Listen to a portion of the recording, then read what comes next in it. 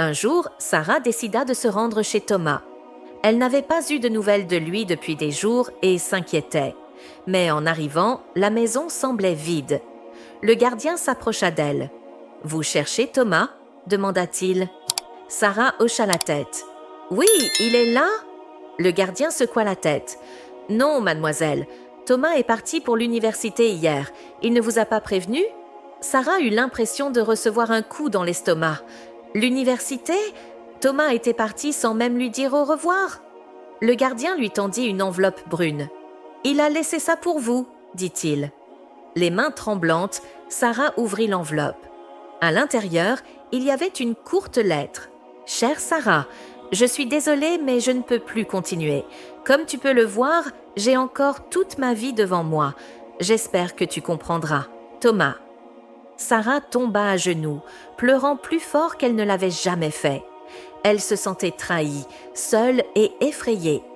Assise là, tenant la lettre de Thomas, Sarah réalisa à quel point sa vie avait changé. Elle avait brisé sa promesse, perdu son innocence, déçu ses parents, et maintenant le garçon qu'elle croyait aimer l'avait abandonnée. Les jours qui suivirent la découverte de la lettre de Thomas furent les plus sombres de la vie de Sarah. Recroquevillée dans sa chambre, elle passait des heures à pleurer, se demandant comment elle avait pu être aussi naïve. Ses parents, malgré leur déception initiale, commencèrent à s'adoucir en voyant leur fille souffrir autant. Un matin, alors que Sarah était assise dans le jardin, caressant son ventre maintenant bien rond, sa mère vint s'asseoir à côté d'elle. « Sarah, » dit doucement Madame Martin, « je sais que tu traverses une période terrible, mais tu dois penser à l'avenir, pour toi et pour le bébé. » Sarah leva les yeux vers sa mère, les larmes coulant sur ses joues. « Comment, maman ?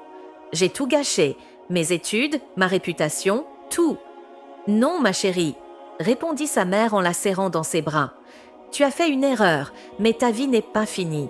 Ton père et moi avons réfléchi. Nous allons t'aider à reprendre tes études après la naissance du bébé. » Les semaines passèrent et Sarah commença peu à peu à retrouver espoir. Elle se mit à suivre des cours par correspondance, déterminée à ne pas abandonner complètement ses rêves d'études supérieures. Son père, initialement le plus en colère, devint son plus grand soutien, l'aidant avec ses devoirs le soir.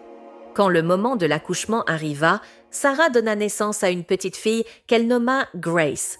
En tenant sa fille pour la première fois, Sarah ressentit un mélange d'amour intense et de peur écrasante. Comment allait-elle élever cet enfant toute seule? Mais elle n'était pas seule. Ses parents l'aidèrent à s'occuper de Grace pendant qu'elle continuait ses études.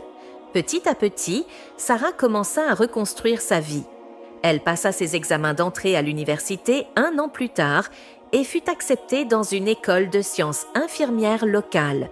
5 ans plus tard, Sarah était devenue infirmière, travaillant dans le service pédiatrique de l'hôpital local.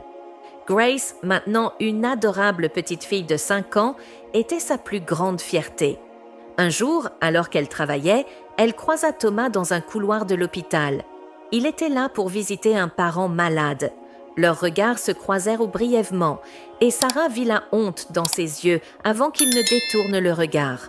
Cette rencontre fortuite fit réaliser à Sarah à quel point elle avait grandi. Elle n'était plus cette adolescente naïve qui cherchait l'approbation des autres. Elle était devenue une femme forte, une mère aimante et une professionnelle respectée. Le soir, en bordant Grace, Sarah lui caressa les cheveux et murmura « Tu sais, ma chérie, parfois les erreurs que nous faisons nous mènent au plus beau cadeau de la vie.